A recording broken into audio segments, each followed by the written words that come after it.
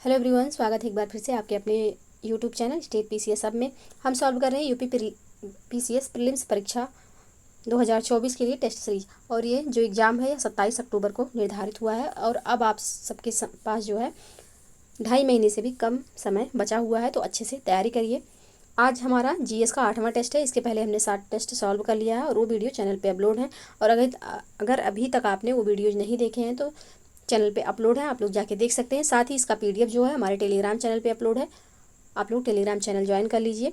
इस वीडियो के description box में टेलीग्राम लिंक दिया हुआ, वहाँ से चैनल ज्वाइन कर सकते हैं ताकि आपको ये पीडीएफ प्राप्त हो सके। तो चलिए स्टार्ट करते हैं अपना ये क्लास। और वीडियो स्टार्ट करने से पहले आप लोगों से रिक्वेस्ट है कि प्लीज़ आप लोग वीडियो को लाइक और शेयर ज़रूर कर दिया करिए। चैनल पे यदि नए हैं तो चैनल को प्लीज़ सब्सक्राइब कर लीजिए। तो चलिए स्टार्ट करते हैं। यहाँ पे पहला प्रश्न है, धनुर्वेद किस वेद का उपवेद है? ऋग्वेद, सामवेद, यजुर्वेद या फिर अथर्ववेद? तो धनुर्वेद जो है यह अथर्ववेद का उपवेद है। ऑप्शन डी यहाँ पे सही आंसर हो जाएगा। नेक्स्ट प्रश्न है, निम्नलिखित में से कौन सी कथा सिद्धांत का वर्णन सर्प का संबंध जो है यजुर्वेद से नहीं है? ऑप्शन ए है उद्दालक आरुणि एवं उनके पुत्र श्वेत केतु के बीच संवाद। ऑप्शन बी है जल प्लावन कथा का वर्णन। ऑप्शन सी है पुरुरवा उर्वशी व्याख्यान या ऑप्शन डी है पुनर्जन्म का सिद्धांत। तो कौन सा यहाँ पे वर्णन है जिसका संबंध यजुर्वेद से नहीं है? तो इसका जो सही आंसर हो जाएगा वह हो जाएगा ऑप्शन ए। नेक्स्ट प्रश्न है, बुद्ध की मृत्यु के बाद शरीर धातु के 8 दावेदारों के नाम मिलते हैं, निम्न में से कौन से इसमें से नहीं थे? कपिल वस्तु के शाक्य, पावा के मल्ल, रामगाम के कोलिये या फिर वत्स के इच्छाकू। तो यहाँ पे कौन नहीं थे? तो इसका जो सही आंसर हो जाएगा यह हो जाएगा ऑप्शन डी, वत्स के इच्छाकू इसमें नहीं थे। ऑप्शन डी यहाँ पे सही आंसर होगा। नेक्स्ट प्रश्न है, कौन सा यहाँ पे सुमेलित नहीं है? नीचे तीर्थंकर और प्रतीक दिया हुआ है, तो मल्लीनाथ कलश, पार्श्वनाथ सर्पफण, महावीर सिंह या फिर ऋषभदेव शंख। कौन सा यहाँ पे ऐसा ऑप्शन है जो कि सुमेलित नहीं है? तो इसका जो सही आंसर हो जाएगा वह हो जाएगा ऑप्शन डी, क्योंकि ऋषभदेव का जो है यह वृषभ यानी कि बैल है, वृषभ या इसी को हिंदी में बैल बोलते हैं। ये जो है यह प्रतीक है किसका? तो ऋषभदेव का। तो ऑप्शन डी यहाँ पे सही सुमेलित नहीं है, यही इसका सही आंसर हो जाएगा। नेक्स्ट प्रश्न है, निम्नलिखित में से कौन सा सुमेलित नहीं है? मुद्रा राक्षस विशाखदत्त, महाभाष्य पतंजलि, कथा सरित सागर क्षेमेंद्र या फिर अर्थशास्त्र होगा यहाँ पे, अर्थशास्त्र कौटिल्य। कौन सा यहाँ पे सही सुमेलित नहीं है? पुस्तक का नाम हो साथ ही लेखक दिया हुआ है, तो कौन सा इसमें से सही सुमेलित नहीं है? तो यहाँ पे जो सही सुमेलित नहीं है वह है ऑप्शन सी। नेक्स्ट प्रश्न है, एंटियोकस ने निम्न में से किसके दरबार में एक राजदूत भेजा था? ऑप्शन ए है चंद्रगुप्त मौर्य, ऑप्शन बी है बिंदुसार, ऑप्शन सी है अशोक या फिर ऑप्शन डी है चंद्रगुप्त द्वितीय। किसके दरबार में एक राजदूत भेजा था एंटियोकस ने? तो यह भेजा था बिंदुसार के दरबार में। ऑप्शन बी यहाँ पे सही आंसर हो जाएगा। नेक्स्ट प्रश्न है, निम्नलिखित में से कौन सा सुमेलित नहीं है? ऑप्शन ए है गिरनार शिलालेख जूनागढ़, ऑप्शन बी है मानसेहरा पेशावर, ऑप्शन सी है सोपारा शिलालेख थाने या फिर धौली शिलालेख पुरी। कौन सा इसमें से सही सुमेलित नहीं है? तो इसका जो सही आंसर होगा यह हो जाएगा ऑप्शन बी, मानसेहरा शिलालेख जो है यह पेशावर में नहीं है, तो ऑप्शन बी इसका सही आंसर हो जाएगा। बाकी सारे ऑप्शन सही सुमेलित हैं। नेक्स्ट प्रश्न है, मौर्य काल के संबंध में निम्न कथनों पर विचार कीजिए। पहला कथन है सुराध्यक्ष आबकारी विभाग का अध्यक्ष था। ऑप्शन दूसरा पॉइंट है सीताध्यक्ष कृषि विभाग का अध्यक्ष था। तीसरा पॉइंट है अकराध्यक्ष खान विभाग का अध्यक्ष था। अब यहाँ पे पूछा गया है उपयुक्त में से सत्य कथन कौन से हैं? तीनों कथनों में से कौन से कथन यहाँ पे सत्य हैं? तो इसका जो सही आंसर होगा यानी कि तीनों कथन यहाँ पे बिल्कुल शुद्ध दिए हुए हैं, सत्य हैं, तो ऑप्शन डी यहाँ पे सही आंसर हो जाएगा। नेक्स्ट प्रश्न है, हेलियोडोरस निम्न में से किसके दरबार में आया था? पुष्यमित्र शुंग, वसुमित्र, भागभद्र या फिर देवभूति। तो हेलियोडोरस जो था यह किसके दरबार में आया था? तो यह आया था भागभद्र के दरबार में। ऑप्शन सी यहाँ पे सही आंसर हो जाएगा। नेक्स्ट प्रश्न है, निम्न कथनों पर विचार कीजिए। अब कथन देखते हैं। तो पहला कथन है सातवाहन वंश का संस्थापक सातकर्णी प्रथम था। दूसरा कथन है सातकर्णी द्वितीय ने शुंगों से मालवा प्राप्त किया था। तीसरा कथन है गौतमीपुत्र सातकर्णी ने ब्राह्मण धर्म का पुनरुत्थान किया। अब यहाँ पे पूछा गया कौन सा कथन यहाँ पे सही है। अब ऑप्शन दिया हुआ है तो ऑप्शन में देखना है कि कौन सा कथन यहाँ पे सही है। तो इसका जो सही आंसर हो जाएगा यह हो जाएगा दूसरा एवं तीसरा कथन यहाँ पे सही है, पहला गलत है। तो ऑप्शन बी यहाँ पे सही आंसर हो जाएगा। नेक्स्ट प्रश्न है, निम्न में से कौन सा एक बौद्ध भिक्षु नागसेन से प्रभावित होकर बौद्ध बन गया था? डेमेट्रियस, डेरियस, मिनांडर या फिर यूक्रेटाइड्स, कौन बना था? तो इसका जो सही आंसर हो जाएगा यह हो जाएगा मिनांडर। ऑप्शन सी यहाँ पे सही आंसर होगा। नेक्स्ट प्रश्न है, निम्नलिखित में से कौन सा कथन असत्य है? पहला कथन है, कुतुबुद्दीन ऐबक ने कुतुब मीनार के निर्माण की नींव रखी जिसे इल्तुतमिश ने पूर्ण कराया। ऑप्शन बी है, बलबन ने अपने शासनकाल में रक्त और लौह की नीति को अपनाया। ऑप्शन सी है, सिकंदर लोदी द्वारा सिकंदर द्वितीय सानी की उपाधि धारण की गई थी, यानी कि जिसको सिकंदर सानी भी कहा जाता है। ऑप्शन डी है, सैयद वंश के संस्थापक खिज्र खां ने सुल्तान की उपाधि धारण नहीं की थी। तो यहाँ पे कौन सा कथन पूछा गया है? असत्य है। तो इसका जो सही आंसर हो जाएगा वह हो जाएगा ऑप्शन सी। नेक्स्ट प्रश्न है, निम्नलिखित में से कौन सा सुमेलित नहीं है? एक तरफ शासक है, दूसरी तरफ लेखक दिया हुआ है कि कौन से शासक से कौन से लेखक संबंधित थे। तो पहला है मोहम्मद बिन तुगलक इब्न बतूता। ऑप्शन बी है मुबारक शाह याहिया बिन अहमद।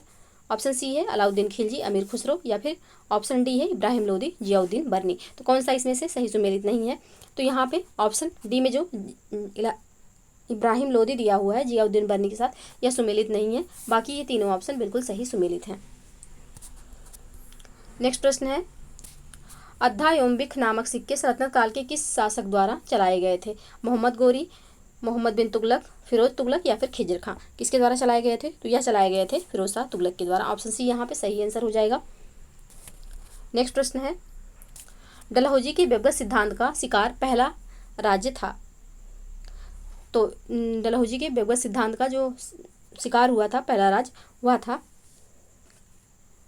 सतारा। तो ऑप्शन सी यहाँ पे सही आंसर हो जाएगा। नेक्स्ट प्रश्न है, निम्नलिखित में से सही सुमेलित हैं? प्रथम आंग्ल बर्मा युद्ध वर्ष 1824 से 26, प्रथम आंग्ल अफगान युद्ध वर्ष 1852, द्वितीय आंग्ल बर्मा युद्ध वर्ष 1885, द्वितीय आंग्ल अफगान युद्ध 1870 से 80। कौन सा यहाँ पे सही सुमेलित है? कौन कौन से ऑप्शन? तो इसका जो सही आंसर हो जाएगा यह हो जाएगा यहाँ पे पहला एवं चौथा यहाँ पे सही सुमेलित है। तो इसका जो सही आंसर हो जाएगा वह हो जाएगा ऑप्शन डी। नेक्स्ट प्रश्न है, बेलूथम्पी ने विद्रोह किया था त्रावणकोर में, बुंदेलखंड में, तिरुनेलवेली में या फिर परल कीमेड़ी में?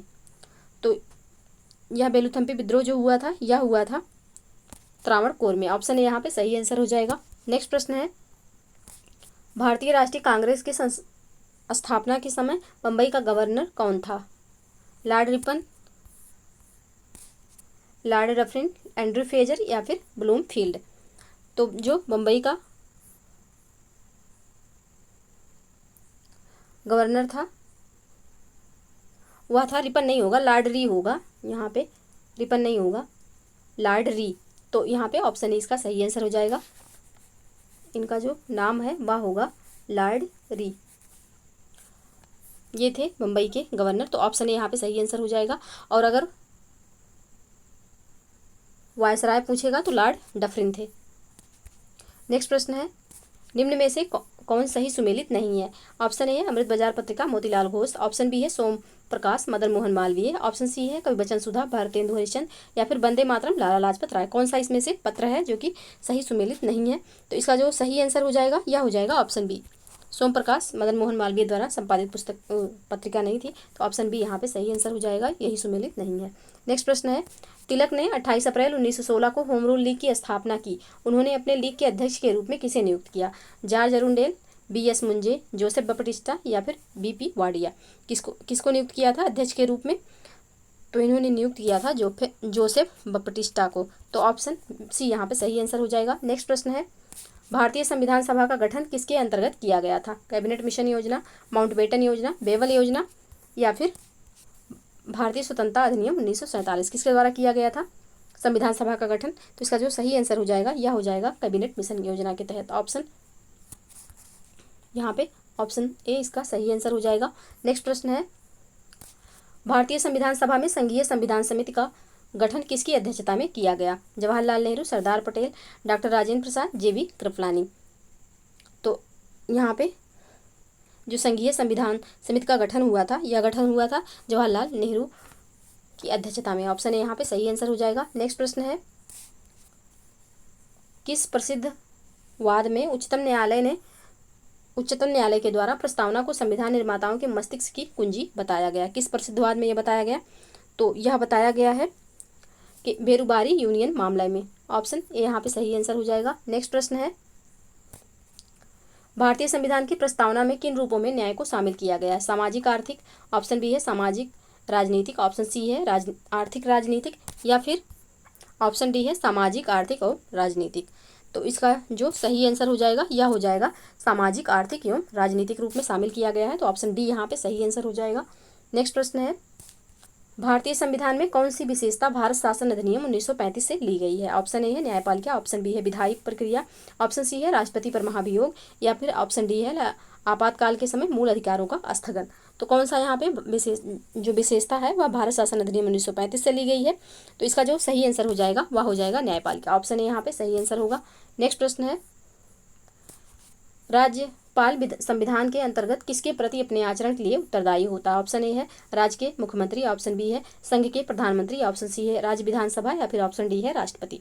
तो इसका जो सही आंसर हो जाएगा यह हो जाएगा राष्ट्रपति के लिए उत्तरदायी होता है। तो ऑप्शन डी यहाँ पे सही आंसर होगा। नेक्स्ट प्रश्न है, भारतीय संविधान के किस अनुच्छेद में प्रावधान है कि राज्य के मुख्यमंत्री की नियुक्ति राज्यपाल करेगा? अनुच्छेद 164, अनुच्छेद 166, अनुच्छेद 167, या फिर अनुच्छेद 163।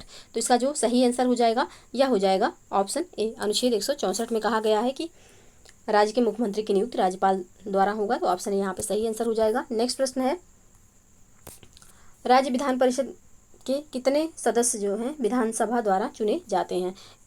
1/6, 1/3, 1/12, या फिर 5/6। तो इसका जो सही आंसर हो जाएगा यह हो जाएगा ऑप्शन बी, यानी कि 1/3। ऑप्शन बी यहाँ पे सही आंसर हो जाएगा। नेक्स्ट प्रश्न है, अनुच्छेद 239 संबंधित है दिल्ली के संबंध में विशेष उपबंध से, संघ राज्य क्षेत्रों के प्रशासन से, संघ राज्य क्षेत्रों के लिए उच्च न्यायालय से, या फिर इनमें से कोई नहीं। तो अनुच्छेद 239 किससे संबंधित है? तो यह संबंधित है संघ राज्य क्षेत्रों के प्रशासन से। ऑप्शन बी यहाँ पे सही आंसर हो जाएगा। नेक्स्ट प्रश्न है, किस संविधान संशोधन द्वारा संसद को दिल्ली के लिए विधानसभा तथा मंत्रिपरिषद के गठन करने की शक्ति प्रदान की गई थी? 52वें संविधान संशोधन द्वारा, 42वें संविधान संशोधन द्वारा, या फिर 61वें संविधान संशोधन, या फिर 69वें संविधान संशोधन द्वारा। तो इसका जो सही आंसर होगा यह हो जाएगा 69वें संविधान संशोधन द्वारा। ऑप्शन डी यहाँ पे सही आंसर होगा। नेक्स्ट प्रश्न है, निम्नलिखित राज्यों में से कौन सा राज्य बांग्लादेश से अपनी सीमा नहीं बनाता है? असम, नागालैंड, मेघालय, मिजोरम। कौन सा इसमें से बांग्लादेश के साथ सीमा नहीं बनाता है? तो इसमें जो इसका सही आंसर हो जाएगा वह हो जाएगा नागालैंड। नागालैंड जो है वह म्यांमार से लगा हुआ है, वह बांग्लादेश से सीमा साझा नहीं करता है। बाकी असम हो गया, मेघालय हो गया, त्रिपुरा हो गया, मिजोरम हो गया, ये सब बांग्लादेश से सीमा साझा करते हैं। तो ऑप्शन बी यहाँ पे सही आंसर हो जाएगा। नेक्स्ट प्रश्न है, भारत का सर्वाधिक आबादी वाला द्वीप है? माजुली, अंडमान, लक्षद्वीप, या फिर सलसेट। तो यहाँ पे इसका जो सही आंसर होगा यह हो जाएगा सलसेट। ऑप्शन डी यहाँ पे सही आंसर हो जाएगा। नेक्स्ट प्रश्न है, बांग्लादेश में प्रवेश करने के बाद गंगा नदी को निम्नलिखित में से किस नाम से जाना जाता है? लोहित, पद्मा, काली गंगा, या फिर नवगंगा। तो यहाँ पे बांग्लादेश में प्रवेश करने के बाद गंगा को पद्मा के नाम से जाना जाता है, पद्मा के नाम से, जबकि ब्रह्मपुत्र को जमुना के नाम से जाना जाता है। कहाँ पे? तो बांग्लादेश में। तो इसका जो सही आंसर हो जाएगा ऑप्शन बी हो जाएगा। नेक्स्ट प्रश्न है, निम्नलिखित में से कौन एक रबी फसल है? कपास, मक्का, अरहर, या फिर सरसों। तो यहाँ पे रबी की फसल पूछा गया है, तो इसका जो सही आंसर हो जाएगा यह हो जाएगा ऑप्शन डी, सरसों जो है यह रबी की फसल है। नेक्स्ट प्रश्न है, निम्नलिखित मानकों में से हरिकेन द्वारा क्षति के मापन के लिए किसका उपयोग किया जाता है? साफिर सिम्पसन मापक, फ्यूजिटा मापक, मर्कैली मापक, या फिर रिएक्टर मापक। तो यहाँ पे इसका जो सही आंसर हो जाएगा वह हो जाएगा साफिर सिम्पसन मापक। ऑप्शन ए यहाँ पे सही आंसर होगा। नेक्स्ट प्रश्न है, निम्नलिखित में से कौन किसी जल निकाय में घनत्व प्रवणता को दर्शाता है? एक्नोक्लाइन, हेलोक्लाइन, पिक्नोक्लाइन, या फिर थर्मोक्लाइन। तो इसका जो सही आंसर हो जाएगा यह हो जाएगा पिक्नोक्लाइन। ऑप्शन सी यहाँ पे सही आंसर होगा। नेक्स्ट प्रश्न है, एशिया की सबसे लंबी नदी है? सिंधु, ब्रह्मपुत्र, यांगटीसी, या फिर हुआंगहो। तो एशिया की सबसे लंबी नदी जो है यह है यांगटीसी। ऑप्शन सी यहाँ पे सही आंसर हो जाएगा। नेक्स्ट प्रश्न है, निम्नलिखित में से कहाँ पर एक संरक्षित कच्छ वनस्पति क्षेत्र है? पूर्वी घाट, पश्चिमी घाट, गोवा या फिर चंद्रताल। तो कहाँ पर एक संरक्षित कच्छ वनस्पति क्षेत्र है? तो इसका जो सही आंसर हो जाएगा यह हो जाएगा गोवा में। ऑप्शन सी यहाँ पे सही आंसर होगा। नेक्स्ट प्रश्न है, निम्नलिखित में से कौन एक वैश्विक ऊष्मन के लिए उत्तरदायी नहीं है? मीथेन, जलवाष्प, आर्गन या फिर कार्बन डाइऑक्साइड। तो इसका जो सही आंसर हो जाएगा यह हो जाएगा ऑप्शन सी। आर्गन जो है यह वैश्विक ऊष्मन यानी कि ग्लोबल वार्मिंग के लिए उत्तरदायी नहीं है। तो ऑप्शन सी यहाँ पे सही आंसर हो जाएगा। बाकी मीथेन, जलवाष्प और कार्बन डाइऑक्साइड जो है यह ग्लोबल वार्मिंग के लिए जिम्मेदार है। तो ऑप्शन सी यहाँ पे सही आंसर होगा। नेक्स्ट प्रश्न है, पृथ्वी सम्मेलन +5 आयोजित हुआ था। तो पृथ्वी सम्मेलन कब हुआ था? तो 1992 में हुआ था और उसी में +5 करने पे कितना होगा? तो 1997 हो जाएगा। ऑप्शन डी यहाँ पे सही आंसर होगा। नेक्स्ट प्रश्न है, जनगणना 2011 के अनुसार भारत की सकल प्रजननता दर है 3.2, 2.9, 2.6 या फिर 2.4। तो भारत की जो है TFR कितनी है? Total fertility rate. तो इसका जो सही आंसर हो जाएगा यह हो जाएगा ऑप्शन डी 2.4 है। ऑप्शन डी यहाँ पे सही आंसर हो जाएगा। किसके अकॉर्डिंग? तो जनसंख्या 2011 के अकॉर्डिंग 2.4 है TFR। नेक्स्ट प्रश्न है, निम्नलिखित राज्यों में से किसमें 2011 जनगणना के अनुसार पुरुष और स्त्री के साक्षरता के प्रतिशत दरों में न्यूनतम अंतर है? मिजोरम, केरल, मेघालय या फिर नागालैंड। तो इसका जो सही आंसर हो जाएगा यह हो जाएगा मेघालय में।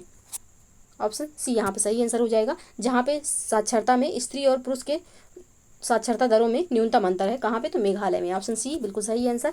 नेक्स्ट प्रश्न है, भारत में वरिष्ठ आयु निर्भरता अनुपात 2011 है 14.1%, 14.2% या फिर 14.3%। कितना है वरिष्ठ आयु निर्भरता अनुपात? तो इसका जो सही आंसर हो जाएगा यह हो जाएगा ऑप्शन सी 14.2% है। ऑप्शन सी बिल्कुल सही आंसर होगा। नेक्स्ट प्रश्न है, निम्नलिखित में से कौन काशी विद्यापीठ का संस्थापक है? ऑप्शन ए है पंडित मदन मोहन मालवीय, ऑप्शन बी है आचार्य नरेंद्र देव, ऑप्शन सी है बाबू शिव प्रसाद गुप्त या फिर ऑप्शन डी है महात्मा गांधी। कौन जो है यहाँ पे काशी विद्यापीठ के संस्थापक हैं? तो इसका जो सही आंसर हो जाएगा यह हो जाएगा ऑप्शन सी बाबू शिव प्रसाद गुप्त जो हैं यह काशी विद्यापीठ के संस्थापक हैं। ऑप्शन सी बिल्कुल सही आंसर। नेक्स्ट प्रश्न है, उत्तर प्रदेश की निम्नलिखित जनजातियों में से कौन बहुविवाह व्यवस्था को आचरित करता है? ऑप्शन है, ऑप्शन ए है जौनसारी, ऑप्शन बी है भोक्सा, ऑप्शन सी है राजी या ऑप्शन डी है कोरबा। तो यहाँ पे बहुविवाह व्यवस्था किसमें प्रचलित है, किस जनजाति में? तो यहाँ पे जौनसारी में प्रचलित है। ऑप्शन ए इसका सही आंसर हो जाएगा। नेक्स्ट प्रश्न है, निम्नलिखित लोक नृत्यों में से कौन उत्तर प्रदेश के बुंदेलखंड क्षेत्र का लोक नृत्य नहीं है? रबाला नृत्य, डांडिया नृत्य, बढ़ैया नृत्य या फिर राय नृत्य। तो बुंदेलखंड क्षेत्र का कौन सा लोक नृत्य इसमें से नहीं है? तो इसका जो सही आंसर हो जाएगा यह हो जाएगा ऑप्शन बी। डांडिया नृत्य जो है यह बुंदेलखंड क्षेत्र का नहीं है। ऑप्शन बी बिल्कुल सही आंसर हो जाएगा। नेक्स्ट प्रश्न है, उत्तर प्रदेश में पर्यटन को बढ़ावा देने के लिए 2015 में प्रथम ट्रैवल मार्ट का आयोजन किया गया था। कहाँ? तो यह किया गया था लखनऊ में। ऑप्शन ए इसका सही आंसर हो जाएगा। नेक्स्ट प्रश्न है, लठमार होली मनाई जाती है। ऑप्शन ए है वृंदावन में, ऑप्शन सी होगा मथुरा में, ऑप्शन बी है बरसाना में, ऑप्शन डी है गोकुल में। तो लठमार होली कहाँ मनाई जाती है? तो ऑप्शन बी इसका सही आंसर हो जाएगा बरसाना में। नेक्स्ट प्रश्न है, निम्नलिखित में से कौन सा उत्तर प्रदेश का राजकीय पुष्प है? टेसू, गुलाब, नीलकमल या फिर चंपा। तो यहाँ पे उत्तर प्रदेश का राजकीय पुष्प जो है यह है टेसू। इसी को क्या कहा जाता है? तो इसी को पलास भी कहा जाता है, पलास। और जो क्षेत्रीय लैंग्वेज में इसको बोला जाता है यानी कि अवधी में जो एरिया वाइज जो फेमस है यह, तो कहीं कहीं ढाक भी कहा जाता है इसको, ढाक। और इसके जो फूल होते हैं यह एकदम डार्क रेड कलर के होते हैं। तो जब इसके फूल खिलते हैं तो इसे जंगल की आग भी कहा जाता है। तो यहाँ पे उत्तर प्रदेश का जो राजकीय पुष्प है जानते रहिएगा टेसू, और टेसू के साथ इसका एक और नाम है पलास, दोनों जानते रहिएगा। तो ऑप्शन ए इसका सही आंसर हो जाएगा। नेक्स्ट प्रश्न है, उत्तर प्रदेश में परंपरागत भूमि मापन इकाई है? कनाल, मरला, बीघा या फिर धुर। तो यहाँ पे उत्तर प्रदेश की जो परंपरागत भूमि मापन इकाई है वह है बीघा। ऑप्शन सी यहाँ पे सही आंसर हो जाएगा। तो ये रहे 50 प्रश्न हमने सॉल्व किए और आई होप कि आप लोगों को वीडियो पसंद आई हो, कंटेंट भी अच्छा है। तो आप लोग प्लीज़ कमेंट सेक्शन में ज़रूर बताइएगा कि आपको वीडियो कैसी लगी। साथ ही वीडियो को लाइक और शेयर करना ना भूलिएगा। आपका एक लाइक और एक शेयर हमें कुछ बेहतर करने के लिए हमेशा प्रेरित करता है। तो इसलिए आप लोग प्लीज़ लाइक और शेयर ज़रूर कर दिया करें। चैनल पर यदि नए हैं तो चैनल को प्लीज़ सब्सक्राइब कर लीजिए। तो आज के लिए बस इतना ही, मिलते हैं नेक्स्ट वीडियो में। तब तक के लिए आप लोग पढ़ते रहिए, स्वस्थ रहिए। जय हिंद, जय भारत।